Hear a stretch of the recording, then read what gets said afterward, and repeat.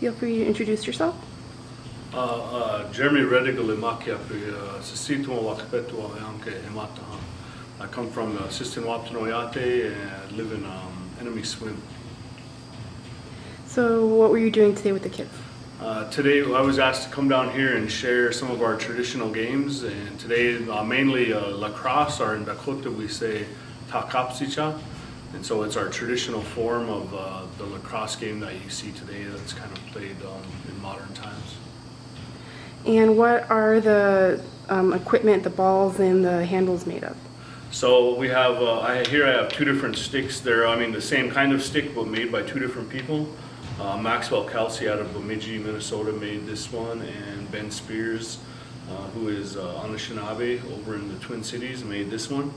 And this is our Dakota, Ojibwe, Menominee, Sauk and Fox, those tribes around the western side of the Great Lakes played with this style of lacrosse stick.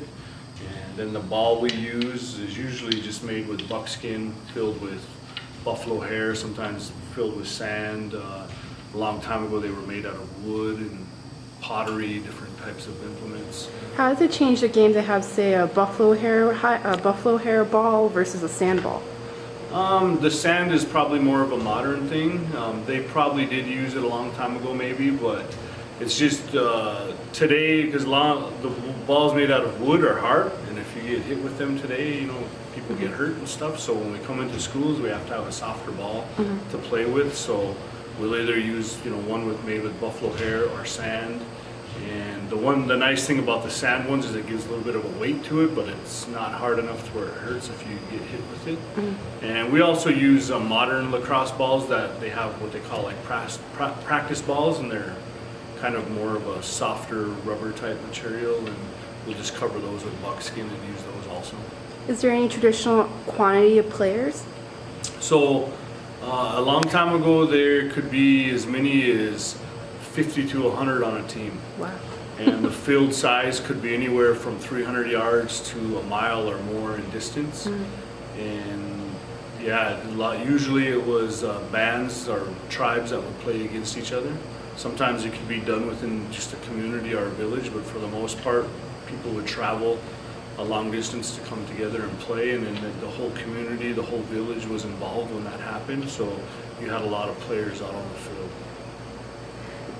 When you go and teach students how to play this, do some go ahead and make their own equipment after the fact?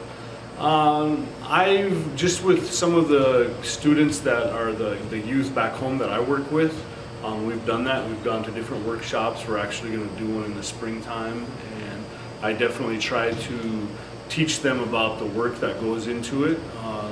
To me, this game has a lot of, for our youth, with the work that I do is about cultural identity. It's about having a relationship with the stick because it is like an extension of yourself. The wood, the tree, usually it's the psechpichon or the ash tree that we used, but you can use other woods, but that tree gives its life for us to be able to utilize it, so I try to teach them about that respect with it. And also with the ball, we were taught that ball represents life, and so that's like a sacred item that we use when we play this game. So this game has a lot of teachings to it, so with the youth that I work with, I really try to have that be the foundation of it, as reclaiming their Dakota identity. For the ash tree, it's not something you cut down, it's something you would harvest after it falls, is that correct? No, you take it while it's still alive. Oh wow. We offer tobacco to it and kind of talk to it, the reason why we're going to harvest it. And then a long time ago, of course, they used saplings, and so you could form it with the limited tools they had back then. Nowadays we can take larger trees and use modern tools to get multiple sticks out of one tree, but no, they use live trees. Is there anything else you'd want to share with the students that played, or maybe the students that didn't get a chance to see it? So for me, this game goes back to the beginning of time. High school homeroom teachers